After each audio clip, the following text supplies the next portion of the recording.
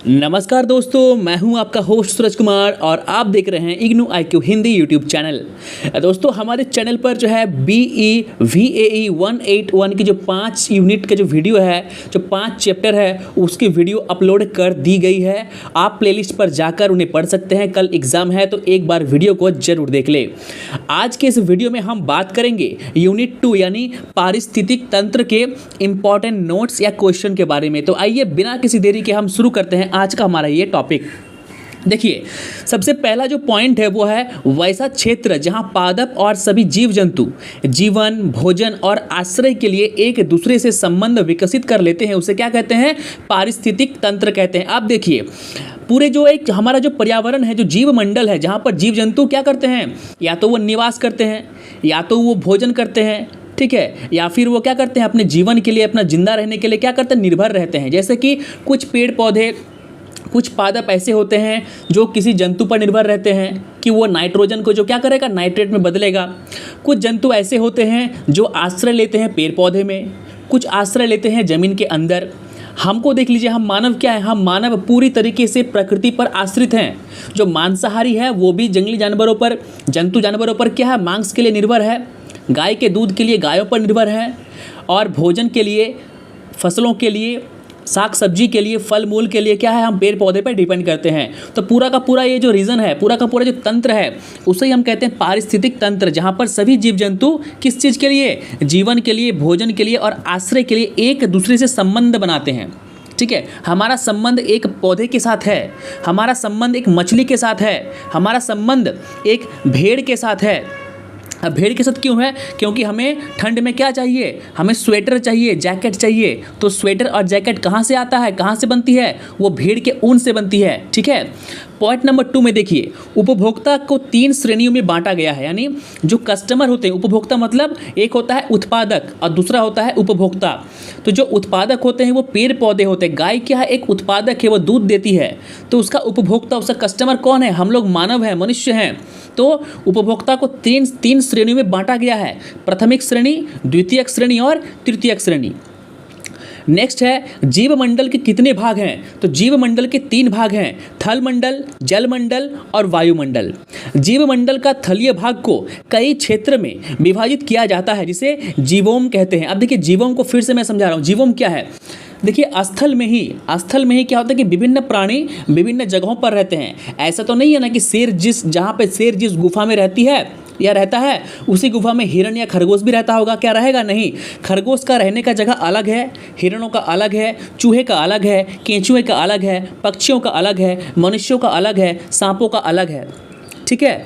तो सभी जीवों का थलमंडल में क्या किया गया है? अलग अलग एरिया में उसका निवास को बांटा गया है, उसे ही हम कहते हैं जीवोम।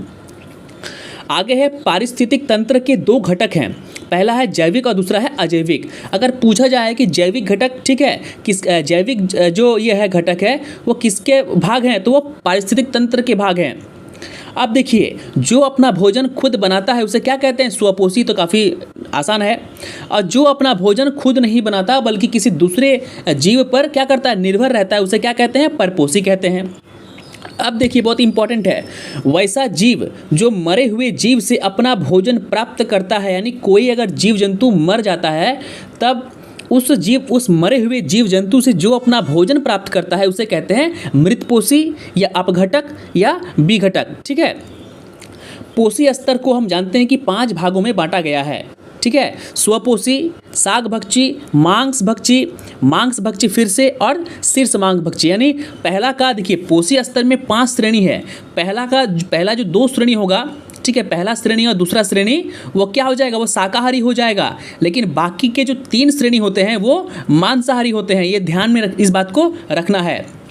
पर्यावरण में एक जीव भोजन के लिए दूसरे किसी जीव पर आश्रित रहते हैं, निर्भर रहते हैं। इसे क्या कहते हैं? आहार श्रृंखला। अब आहार श्रृंखला का एग्जाम्पल कैसे आपको देना होगा? सबसे पहले घास है, उस घास को कौन खाएगा? उस घास को जो है टिड्डियाँ खाएंगी। ठीक है, कीड़े मकोड़े खाएंगे। उस कीड़े मकोड़े को कौन खाएगा? उस कीड़े मकोड़े को खाएगा एक मेढक। उस मेढक को कौन खाएगा? सांप को कौन खाएगा? चील या गिद्ध। ठीक है। चलिए अब आगे बढ़ते हैं। हम नाइट्रोजन का सीधा उपयोग नहीं कर सकते। हम सभी जानते हैं कि नाइट्रोजन का सीधा उपयोग हम नहीं कर सकते हैं, ठीक है।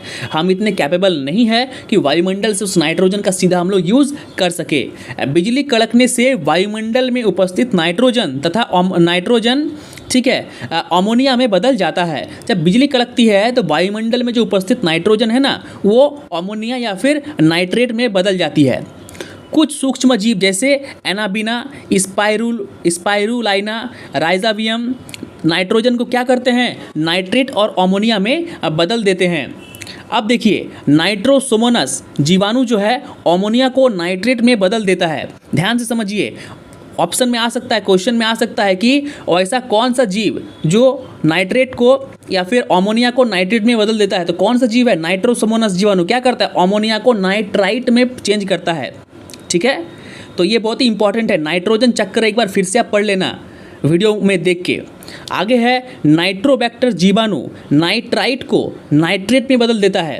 तो जो जीवाणु विषाणु है ना, ये बहुत ही इंपॉर्टेंट पार्ट है। और इसी के साथ जो है हमारा इंपॉर्टेंट क्वेश्चन खत्म होता है। चैप्टर 2 में इतने ही इंपॉर्टेंट क्वेश्चन है, इसी में से जो है 1-2 क्वेश्चन आपसे पूछे जाएंगे। फिर भी वीडियो को आप बिल्कुल देख लीजिए, क्योंकि वीडियो में मैंने विस्तृत तरीके से पढ़ाया है। एक वीडियो को आप देख लीजिए।